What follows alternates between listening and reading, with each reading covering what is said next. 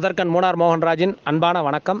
என்னுடைய பதிவினை நீங்கள் முழுவதும் கேட்டு பார்த்த பின்பு உண்மை நியாயம் என்று உங்கள் மனதிற்கு தோன்றினால் தொழிலாளர் வாழ்வில் ஒரு மறுமலர்ச்சி ஏற்படுத்த வேண்டும் என்று நான் முயற்சிக்கின்ற என்னுடைய முயற்சிக்கு மிக பெரும் ஆதரவாக பகிர்ந்து உதவுமாறு அன்போடு வேண்டிக் கொள்கின்றேன். கேரள மாநிலம் இடுக்கி மாவட்டம் மூனார் பகுதியில் நிறைந்து காணப்படுகின்ற விவசாயம்தான் தேயிலை விவசாயம். இங்கு 3 மிக பெரும் தனியார் தேயிலை தோட்ட நிறுவனங்கள் செயல்பட்டு கொண்டிருக்கின்றன, சிறு நிறுவனங்களும் செயல்பட்டு கொண்டிருக்கின்றன. இந்த பெரும் நிறுவனம்ங்கிறது எதுன்னு பார்த்தீங்கன்னா டாட்டா, கேடிஹெச்பி கம்பெனி, ஹாரிசன் மலையாளம் பிளான்டேஷனுங்கிற கம்பெனிகள். இங்கு பள்ளிவாசல் எஸ்டேட்டும் பெரியானல் எஸ்டேட்டும் நிர்வகிப்பது டாட்டா டீ லிமிடெட். பள்ளிவாசல் எஸ்டேட்டினுடைய உயர் அதிகாரி திரு பெல்லியப்பா அவர்கள் கடந்த 29/5/2024 அன்று தோட்டம் தொழிலாளர்களுக்கு 3 புரோட்டாவும் 1 முட்டை குழம்பும் அன்பளிப்பாக கொடுத்தாரு. அப்போ நிறைய தொழிலாளிகள் இது எதுக்கு அப்படின்னு கேட்டு அவங்க சொன்ன காரணம் அவங்களுக்கு பிடிக்காதனால எங்களுக்கு வேண்டாம் அப்படின்னு சொல்லி திருப்பி கொடுத்துட்டாங்க. என்னோட புகார் வந்த உடனே நான் இதை பற்றி விசாரிக்கும்போது எதுக்காக அப்படின்னு பார்த்தீங்கன்னா கடந்த 24 வருடத்திற்கு முன்பு உற்பத்தியை பெருக்கி கொடுத்த சரித்திர சாதனையை கடந்த வருடம், அதாவது 2023ஆம் வருடம் முறியடித்ததற்காக இந்த 3 புரோட்டாவும் முட்டைக்கறியும் பெல்லியப்பா அவர்கள் வாங்கி கொடுத்துருக்கிறாரு. நான் அதே பெல்லியப்பா அவர்களிடம் ஒரு கேள்வியை கேட்குறேன். இவ்வளவு உழைத்த இந்த தொழிலாளர்களுக்கு 2023 நீங்கள் எவ்வளவு ஊக்கத்தொகை போனஸ் கொடுத்தீங்க? கொடுத்துருக்கணும்ல, கொடுக்கல. அது ஒன்று.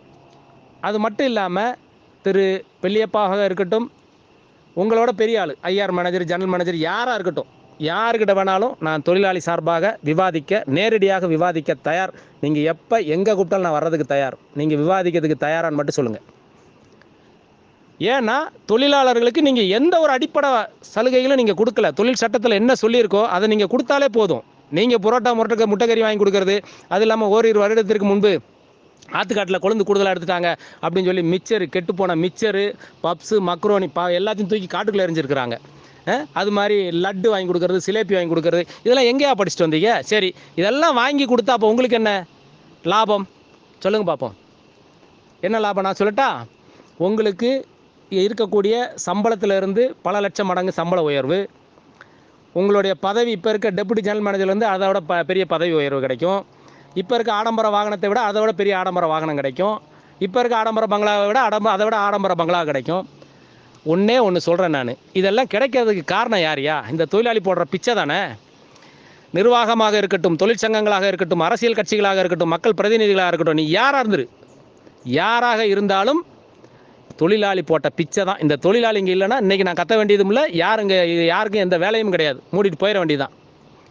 அப்படிப்பட்ட தொழிலாளிகளை தெய்வமாக மதிக்க வேண்டிய அந்த தொழிலாளிகளை ஒரு சக தெய்வமாக நீ மதிக்க வேண்டாம், ஒரு சக மனிதனாக, உணர்வுள்ள ஒரு சக மனிதனாக மதிக்கலாம்ல.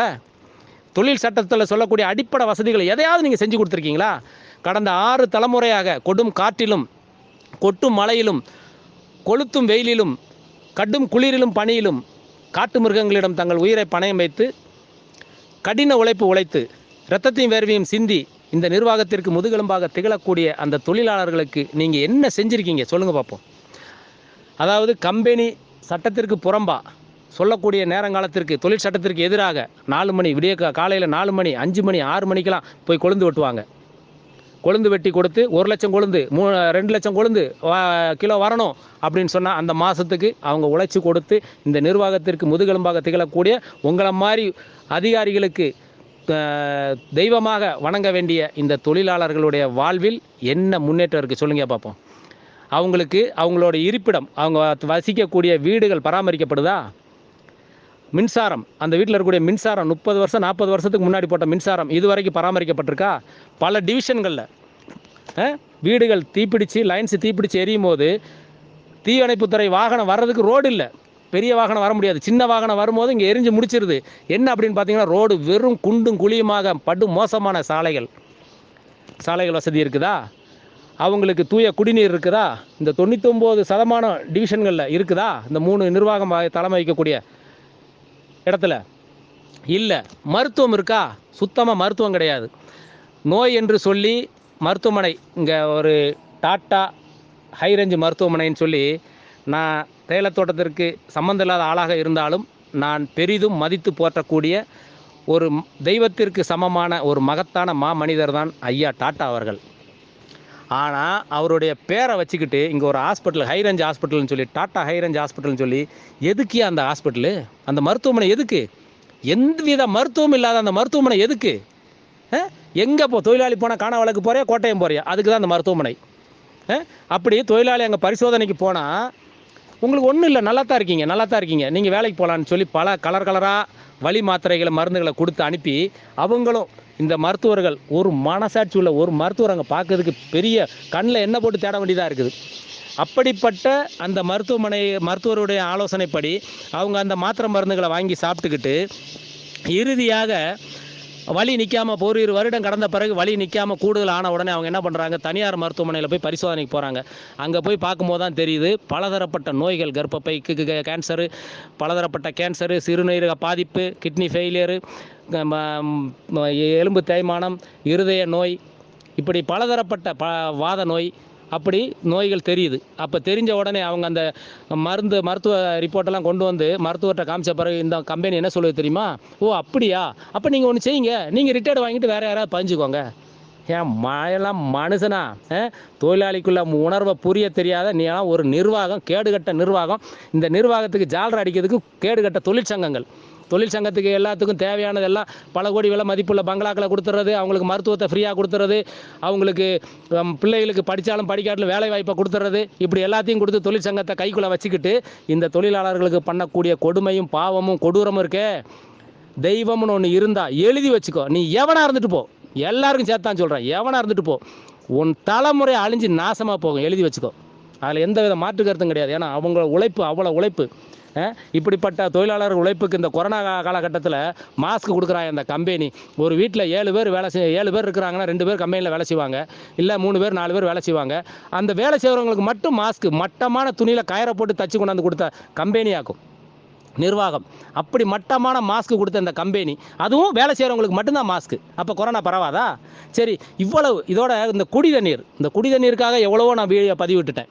இப்போ பள்ளிவாசல் பவர் ஸ்டேஷன்லையும் ஆற்றுக்காட்டிலையும் எத்தனை தடவை சொல்லிட்டாங்க, காது செவிடா? அப்போ குடிதண்ணீர் சரியில்லைன்னு சொல்லிட்டாங்கல்ல. இந்த குடிதண்ணீர் எங்கேருந்து குடிக்கிறாங்க அவங்க? மூணாறுலேருந்து வரக்கூடிய முதரப்புல ஆறுங்கிற மூணாறு டவுனுக்குள்ள எல்லா இடத்துலையும் வரக்கூடிய கடைகள், ரிசோர்ட்டு, லாட்ஜி, எல்லாத்துல இருக்கக்கூடிய வேஸ்ட்டு அசுத்தமும் எல்லாம் சேர்ந்து வரக்கூடிய தண்ணியை தாயா பள்ளிவாசல் எஸ்டேட் பவர் ஸ்டேஷன் மக்கள் குடிக்கிறாங்க. எத்தனை தடவை சொல்லியிருக்கேன். அதே மாதிரி ஆற்றுக்காடு மக்கள் எந்த தண்ணியை குடிக்கிறாங்க? மகிரம் எஸ்டேட் மேலேருந்து, போதமேடு மேலேருந்து வரக்கூடிய அதே மாதிரி சேறு மற்ற வேஸ்ட்டு அனைத்து அசுத்தங்களையும் தாங்கி வரக்கூடிய தண்ணி தான் ஆற்றுக்காடு மக்கள் குடிக்கிறாங்க. இந்த தண்ணியை பிடிச்சி 1 லிட்டர் பாட்டிலில் தண்ணியை பிடிச்சி பார்த்தா 1/2 லிட்டர் தண்ணி 1/2 லிட்டர் சகதியும் சேருமா இருக்குது. நான் என் சொந்த செலவில் இந்த பிள்ளையப்பாவுக்கும் ஐஆர் மேனேஜர், ஜெனரல் மேனேஜர் எல்லாருக்கும் என் சொந்த செலவில் இந்த தண்ணியை ஒரு ஓஸ் போட்டு தரேன், குடிப்பியா? குடிக்கணும். ஏன்னா தெய்வமாக பார்க்க வேண்டிய இந்த தொழிலாளி குடிக்கும் போது அவங்க போட்ட பிச்சையில் இருக்கிற நீங்கள் ஏன் குடிக்க குடிக்க முடியாதுல்ல. அப்போ நீங்கள் என்ன செய்யணும்? அவங்களுக்கு தூய குடிநீர் கொடுக்கணும்ல, நல்ல மருத்துவத்தை கொடுக்கணும்ல, அவங்க பிள்ளைகளுக்கு நல்ல கல்வி சாலைகள் இருக்குதா, அவங்க பிள்ளைகள் படிக்கிறதுக்கு என்ன வழிமுறைகள் இருக்குது சொல்லுங்கள் பார்ப்போம். எதையாவது ஒன்று 34 வருஷம் ஆச்சு பஞ்சப்படியை உயர்த்தி, அந்த பஞ்சப்படியை கொடுக்கறதுக்கு இந்த கம்பெனி இனியும் தயாராகலை. ஏன்? அப்படி ஒன்றா சொல்லிக்கிட்டு அது மாதிரி ஞாயிற்றுக்கிழமை வேலை வைக்கக்கூடாது, விடுமுறை வேணும்னு சொல்லி எவ்வளோ பேர் வெள்ளைக்காரங்கிட்ட போரிட்டு சுட்டு தள்ளினாங்க. அவ்வளோ பேர் உயிர் நீத்து கிடைத்த ஒரு விடுமுறை தான் ஞாயிற்றுக்கிழமை விடுமுறை. இது தொழிலாளிக்கு தெரியுமோ தெரியாது. அப்படி அந்த ஒரு 6 நாள் வேலை செய்யக்கூடிய தொழிலாளிக்கு ஒரு நாள் விடுமுறை வேணும்னு சொல்லி போராடி பல உயிர்கள் தியாகம் பண்ணி கிடைக்கப்பட்ட அந்த விடுமுறை நாட்களில் வேலைக்கு போகக்கூடாது. அதுக்கு மீறி வேலை கொடுத்தால் 2 தச்சு கொடுக்கணும். 2 தச்சு கொடுத்துருக்கியா என்னைக்காச்சும்? சொல்லு பார்ப்போம். மனசாட்சி இருக்கா? ஒரு தச்சு கொடுக்க. அப்போ ஒரு தச்சு யார் கொடுக்குற? எல்லாத்துக்கும் சாலரை அடிக்கிறதுக்காக ஒரு தொழிற்சங்கத்தை 3 தொழிற்சங்கத்தையும் கைக்குள்ளே வச்சுக்கிட்டு இந்த தொழிலாளர்களுக்கு இவ்வளோ கொடுமையும் கொடூரத்தையும் இழைக்கக்கூடிய இந்த நிர்வாகத்தை என்ன சொல்கிறது? இதில் வேறு இந்த பிள்ளையப்பா அவர்கள் தொழிலாளிகிட்ட வகுப்பு கிளாஸ் எடுப்பார். எப்படின்னு பார்த்தீங்கன்னா, இந்த யூனியன்கார பையங்களை நம்பிடாதீங்க, எல்லாம் திருட்டு பயிலுங்க, அரசியல்வாதிகளை நம்பிடாதீங்க, ஃப்ராடு பயிலுங்க, உங்களுக்கு எதுவாக இருந்தாலும் நீங்கள் என்கிட்ட சொல்லுங்கள், நான் செஞ்சு தரேன். நல்ல விஷயம், உண்மையிலே பாராட்டுறேன். மனிதமான ஒரு விஷயம் நீங்கள் சொன்னது, அதில் மாற்று கருத்தே கிடையாது. 100% மூணாறில் நடக்கக்கூடிய அரசியல் நீங்கள் சொன்னது உண்மை உண்மை உண்மை, அதில் மாற்று இல்லை. ஆனால் அப்படி சொன்ன பிள்ளையப்பா நீங்கள் இந்த வரைக்கும் கம்பெனி என்ன தொழிலாளிக்கு என்ன செஞ்சு ஒன்றே சொல்லு பார்ப்போம். நான் பாராட்டுறேன். ஒன்று சொல்கிறதுக்கு வாய்ப்பு இருக்கா? இல்லை. அப்போ இந்த ஊழல்வாதிகள், தொழிற்சங்கவாதிகள், ஊழல்வாதிகள், அரசியல்வாதிகள், ஃப்ராடுகள் அப்படின்னு சொன்ன இந்த பிள்ளையப்பா எவ்வளோ பெரிய ஊழல்வாதி, ஃப்ராடு செஞ்சுருக்கணும்ல. அப்போ வாயிலே வடை சுடுறது. இப்போ என்னென்னா 3 பரோட்டாவையும் மொட்டைக்கறியும் கொடுத்து மொட்டை அடிக்கிறது. இதுதான் அவங்களோட இது. இடைக்கு சிலேப்பி கொடுக்கறது, லட்டு கொடுக்கறது. இதெல்லாம் எங்கே அப்படி? இது எந்த தொழில் சட்டத்திலையா சொல்லியிருக்கு? அது மாதிரி பணி நீக்கம் செய்யப்பட்ட தொழிலாளி, டிஸ்மிஸ் ஒர்க்கர், அவங்க வீடை பராமரிக்கிறது இல்லை, ஒழுகும். அவங்க கக்கூசு செப்டி டேங்க் நிறைஞ்சு போகும். 1 வாரம் 10 நாள் கத்தணும். கத்தி எல்லாம் பிரச்சனை விசுவரூபம் எடுத்த பிறகு வந்து க்ளீன் பண்ணுறது. அப்போ அந்த பணி நீக்கம் செய்யப்பட்ட டிஸ்மிஸ் தொழிலாளி வீட்டில் வேலை பார்க்கறது இல்லை. ஏன்? அவங்க நீதிமன்றத்தில் வழக்கு தொடுத்துருக்காங்களே, நீதிமன்றத்தில் தீர்ப்பு வரும்ல. இது எந்த சட்டத்தில் சொல்லுது? முதல்லலாம் இப்போ ஒரு தொழிலாளி பணி நீக்கம் செய்யப்பட்ட அவங்க வழக்கு தொடுக்கிறதுக்கு செலவு பணம், வக்கீல் ஃபீஸு கொடுப்பாங்க, வழக்கறிஞருக்குள்ள ஃபீஸு கொடுப்பாங்க. அது மாதிரி மாதம் பகுதி சம்பளம் கொடுப்பாங்க தீர்ந்து வர வரைக்கும். இந்த சட்டம்லாம் எங்கேயா போச்சு? அது மாதிரி மருத்துவமனையில் சிகிச்சைக்கு போகக்கூடிய நோயாளிக்கு அவங்க செலவழித்து தனியார் மருத்துவமனையில் போய் செலவழித்து பார்த்துட்டு வராங்கன்னு வைங்களேன். இப்போ 2 லட்ச ரூபாய்க்கு செலவழிச்சிருக்காங்க. ஸ்கேன் பண்ணி எல்லாம் பண்ணி வந்து அந்த பில்லு எல்லாத்துக்குள்ளே பில்லும், ஒரு டீ குடித்தாலும் சரி அந்த பில்லு கொடுத்து எல்லாம் இவங்ககிட்ட கொடுத்து ஒரு வெள்ளை பேப்பரில் ஒட்டி இந்த நிர்வாகத்துக்கு அனுப்பி கொடுத்தா 2 மாதம் 3 மாதம் 1 மாதம் கழித்து இவங்க 2 லட்சம் செலவழிச்சிருந்தா 40,000 கொடுப்பாங்க, 30,000 50,000 இவ்வளோ கொடுப்பாங்க. அப்போ பாக்கி தொகை உனக்கு உழைச்சி கொடுத்துட்டு அவங்க எதுக்கே போய் தனியார் மருத்துவமனையில் போய் பரிசோதனை பண்ணி அவங்க காசு இது பண்ணுறதுக்கு நீங்கள் தானே கொடுக்கணும். அவங்க எதுவும் கள்ள சர்டிஃபிகேட் வாங்கி கொடுக்கலையே, ரசீது வாங்கி கொடுக்கலையே, எல்லாமே ஒரிஜினலாக தான் வாங்கி கொடுத்துருக்குறாங்க. அப்போ நல்ல மனசாட்சி உள்ள நிர்வாகமாக இருந்தால் நீ என்ன செஞ்சுருக்கணும்? அவங்க 1 லட்ச ரூபாய்க்கு வைத்தியம் பார்த்துருந்தாலும் வைத்தியம் கொடுத்துருக்கணும்ல. கொடுக்குறியா? இன்றைக்கி ஒரு டிவிஷன்லையும், ஹை ரேஞ்சில் ஒரு டிவிஷன்லையும் தனியார் மருத்துவமனையில் போய் மருத்துவம் பார்த்து கொண்டு இருக்கக்கூடிய தொழிலாளர்கள் 10, 20, 30, 40 பேர் இருக்க தான் செய்கிறாங்க. இன்றைக்கி மூணாறில் தனியார் மருத்துவமனை சாதாரண ஒரு சின்ன ரூமில் வந்து தொடங்கினவங்க இன்றைக்கெல்லாம் எவ்வளோ பெரிய ஆளாக இருக்காங்கயா? எங்கே இருந்தியா? இந்த ஹை ரேஞ்ச் மருத்துவமனை, அன்றைக்கி இருந்த டாடா ஜெனரல் பொது மருத்துவமனை, இன்றைக்கி இருக்கக்கூடிய டாடா ஹைரேஞ்ச் மருத்துவமனை உருப்படியாக இருந்திருந்தா எதுக்கு அவங்க இன்னொரு மருத்துவமனை, தனியார் மருத்துவமனை வளர்ந்து வருமா? ஒன்றும் இல்லை. இன்றைக்கி சாதாரணமாக காய்ச்சல், மூணாரில் போய் நின்று பாரு, அந்த தனியார் மருத்துவமனை முன்னாடி ஐஆர் மனை ஜெனரல் மனை, அங்கே போய் நின்று பாரு, உன் கண்ணை நல்லா திறந்து பாரு, அங்கே எத்தனை தொழிலாளி வரான், அவங்க எந்த எஸ்டேட்லேருந்து வேலை செஞ்சு வரான்னு விசாரி. எல்லாம் உனக்காக உழைக்கக்கூடிய தொழிலாளிகள். காய்ச்சலுக்கு தலைவலி எதாக இருந்தாலும் அவங்க தனியார் மருத்துவமனைக்கு தான் போகிறான். ஏன்னா இங்கே போனால் ஒன்றுமே கிடையாது, கொடுக்கறது கிடையாது. அப்படிப்பட்ட நிர்வாகத்தை நடத்திக்கிட்டு யூனியன்காரன் ஃப்ராடு, அரசியல்வாதி ஃப்ராடு. அப்போ நீ எவ்வளோ பெரிய நிர்வாகம், எவ்வளோ பெரிய ஃப்ராடு தானே பண்ணுது? தொழிலாளி உழைப்பை அனைத்தையும் உறிஞ்சி சாப்பிட்டு கொண்டு இருக்கக்கூடிய இந்த நிர்வாகம் முதல்ல நிர்வாகமாக இருக்கணும். இங்கே நடப்பது அனைத்தும் மனித உரிமை மீறல் செயல். இதில் இங்கே நடக்கக்கூடிய தொழிலாளிக்கு எதிராக நடக்கக்கூடிய கொடுமையும் கொடூரமும் அராஜகமும் நான் பெரிதும் மதிக்கக்கூடிய ஐயா டாடா தலைமை அவர்களுக்கு தெரியவே தெரியாது. இது கூடிய விரைவில் அந்த தலைமைக்கு தெரியும், பார்த்துக்கிட்டே இருங்க. அதுக்குண்டான வேலைகள் நடக்குது. அது மாதிரி ஒவ்வொரு அமைப்புகளும் தொழிலாளிக்கு வீடு கொடுக்கணும், தொழிலாளிக்கு இடம் கொடுக்கணும், தொழிலாளிக்கு ரோடு போட்டு கொடுக்கணும், தொழிலாளிக்கு பஞ்சப்படி கொடுக்கணும், இப்படி ஒன்றொன்றுக்கும் போனஸ் கொடுக்கணும். இப்படி ஒன்றொன்றுத்துக்கும் என்னை போன்ற ஒருத்தங்க வழக்கு தொடுத்து தொழிலாளிகள், சாதாரண தொழிலாளர்கள், பள்ளிவாசல் பேக்கெட்டிங் சென்டரில் வேலை செய்யக்கூடிய தொழிலாளர்களாக இருக்கட்டும், ஒரு தொழிலாளர்களும் அவங்க தனித்தனியாக வழக்கு தொடுக்கிறாங்க, வழக்கு நடத்திக்கிட்டு இருக்கிறாங்க.